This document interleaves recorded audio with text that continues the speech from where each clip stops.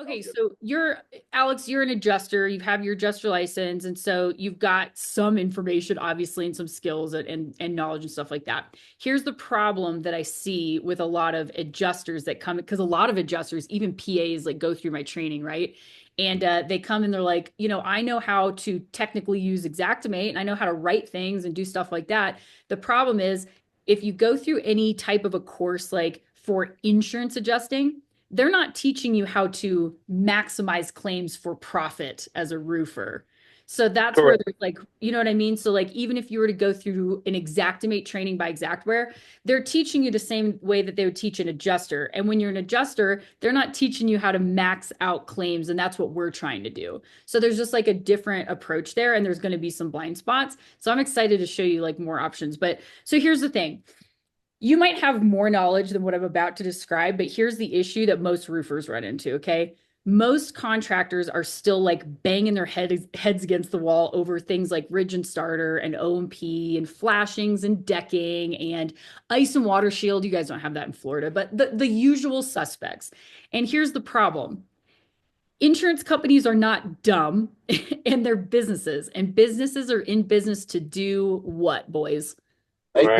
money. Make money. hmm And how insurance companies make money is with claims is they pay out less. They make more money by keeping more. And so they look at these claims and they go, huh, all these roofers are asking for these line items on every single job. What's a clever way that we could come and give a blanket objection to that? Tell them that ridge and starter is included in the waste.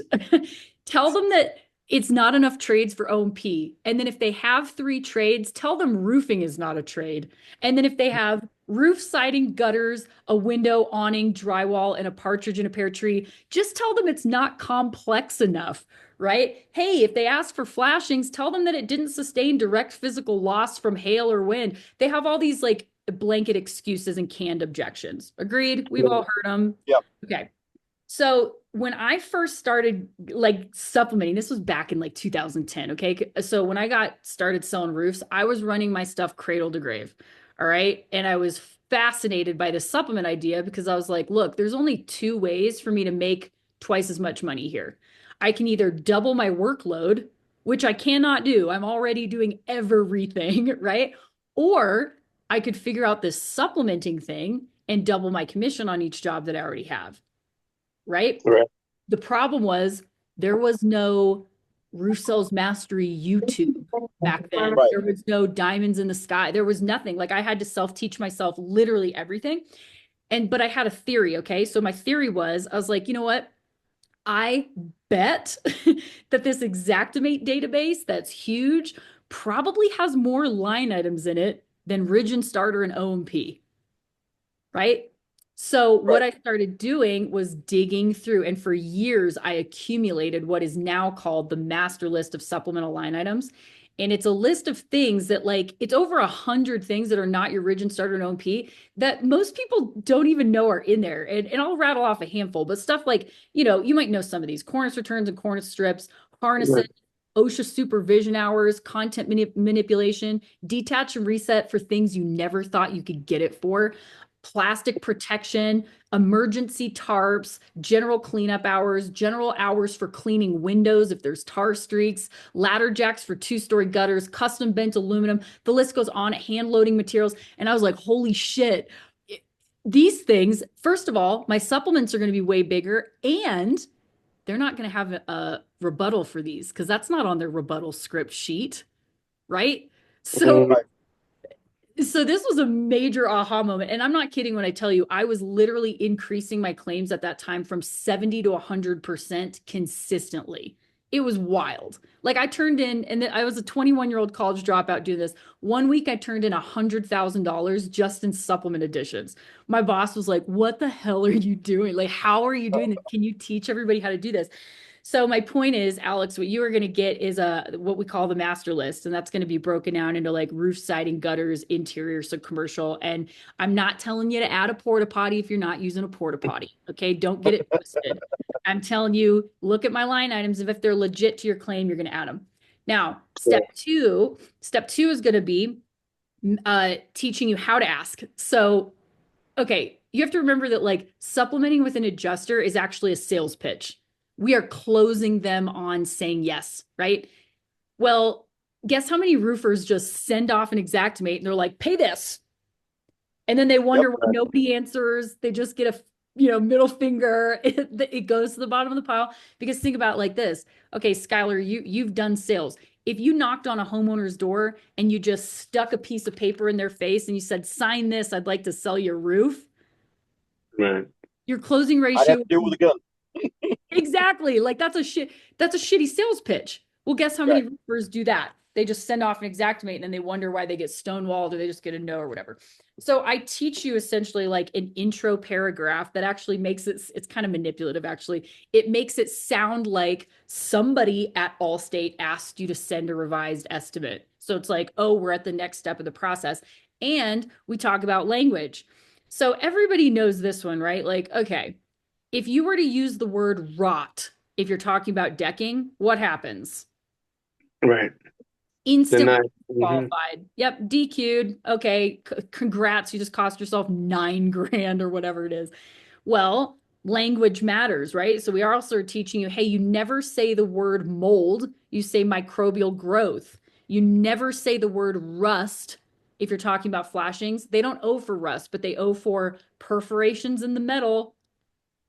They don't owe to match, but they do owe for achieving reasonably uniform appearance in the line of sight with light, kind, and quality. Say that 10 times faster, right? So there's language there. So we're teaching you like, here's what to say. We're giving you F9 notes. We show you language to use, what kind of documentation to include, all that stuff's included. Now we get to the fun part, okay? So as cool as it would be if you just used my magical list of master items and then you copied my email script and then every single adjuster just said, Alex, thank you so much for sending that over. Check is in the mail, which by the way, you're going to see them actually do that. I have a whole blog post out there on my website where I show all these adjusters just saying, thanks, looks good. Wish everybody supplemented like this. Check is in the mail. Like that happens a lot. But guess what they're going to do 95% of the time? They're going to say, no, we don't pay for that. That's a cost of business, right? We have a preferred right. contract. We'll do it for our price, blah, blah. They're going to give you objections. Why? Because it's their job, right? It's their job to Right. mitigate loss for the carrier. So here's what we're going to do. When we handle objections, you have to remember that the first thing is there's no magic bullet, right? Me and Alina, like we cannot teach you how to get every single line item paid for every single time on every single claim. Right. It's not Right. real. So instead, what we call it is if this, then that. If you say this and an adjuster says that, you say this. They say that, you say this. It's like an arsenal of weapons. You guys are Florida people. Let's say that the 22 was not big enough, didn't work. Fire the 9mm. If that doesn't work, try the 45 mag. And if that doesn't work, AR-15. And if that doesn't work, we throw a stick of dynamite. It's ping pong until we either get what we want or we get enough of what we're asking for that we're like, let's not drag it out for 2 more weeks over a pipe boot. Right. Right? Right. Okay. Now, here's the most important part. And Alex, these are going to be really powerful for you. So, leveraging the policyholder. This was a major aha moment for me for O&P. Let me ask you guys something. How often are you getting overhead and profit, would you guess, percentage wise? 10% of the time. 10? Oh my No. God. Most people say 20, 25%. That's not crazy though. A lot of people are stuck in that. But I would Skylar, say 3. 3%? Yeah, Even maybe. worse. Yeah. Okay. Maybe Okay, even so 2. Yeah. I'm about to change your life. Okay. All right. So here's what I figured out early on. So remember when I told you back in the day, I was selling roofs and I had to do everything cradle to grave? I did not have time, right? And I was supplementing my claims, and my supplements were so big just with the line items that I figured out that I didn't really give a shit about O&P. I did, but like I would ask for it and I didn't know how to get it. They would do the catch 22 thing and then I would just be like, whatever, and I would move on. Okay. Right. So Right. fast forward to me like teaching this stuff online with my program, and I realized something.